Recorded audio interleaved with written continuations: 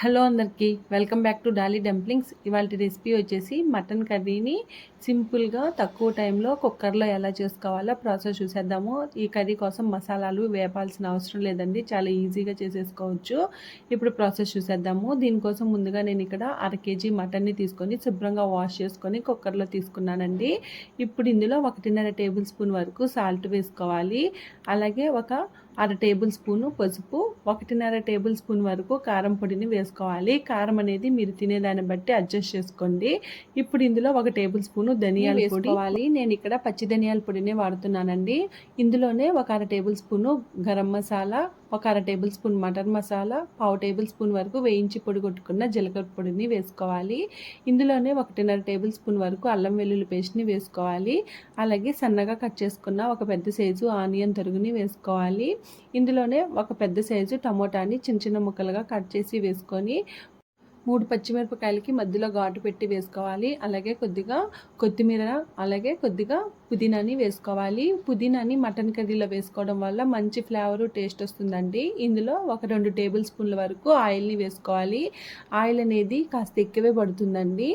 ఇలా అన్నీ వేసుకున్న తర్వాత నేను ఇక్కడ వీడియో క్లిప్లో చూపించే విధంగా ఈ మసాలాలన్నీ ఈ మటన్కి పట్టేలాగా ఒక 2 నిమిషాల పాటు బాగా కలుపుకోవాలి. ఇలా కలుపుకున్న తర్వాత ఇప్పుడు స్టవ్ ఆన్ చేసుకొని ఈ కుక్కర్ గిన్నెని స్టవ్ మీద పెట్టుకొని మంటని మీడియం ఫ్లేమ్లో ఉంచి ఒక 2-3 నిమిషాల పాటు ఈ మటన్ని వేపుకోవాలి. ఇలా వేపుకోవడం వల్ల మంచి టేస్ట్ వస్తుందండి మటన్కి. అలాగే మనం ఇందులో అన్ని పచ్చివే వేసాం కాబట్టి ఒక 2-3 నిమిషాలు వేపుకుంటే సరిపోతుంది. చూడండి, ఇలా వేపుకున్న తర్వాత ఇందులో నుంచి వాటర్ అనేది బయటకు వస్తుంది.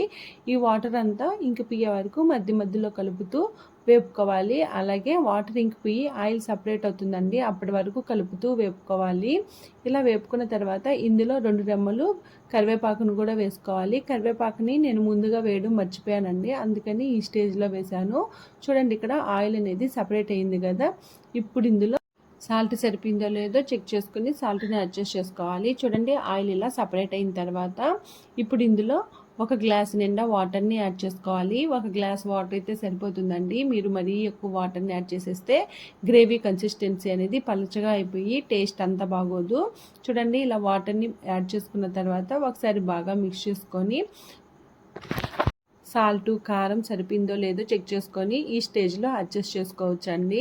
మీరు కారానికి బదులు మిరియాల పొడిని కూడా యాడ్ చేసుకోవచ్చు. చూడండి, ఇలా బాగా కలుపుకున్న తర్వాత మూత పెట్టుకొని మంటని మీడియం ఫ్లేమ్లో ఉంచి ఒక 5-6 విజిల్లు వచ్చే వరకు ఉడికించుకోవాలి.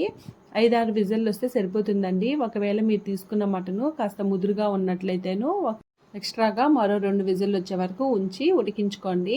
ఇప్పుడు ప్రెషర్ అంతా బయటికి పోయిన తర్వాత మూత తీసి ఒకసారి బాగా మిక్స్ చేసుకొని ఇందులో సన్నగా కట్ చేసుకున్న కొత్తిమీరని యాడ్ చేసుకొని ఒకసారి బాగా కలుపుకోవాలి.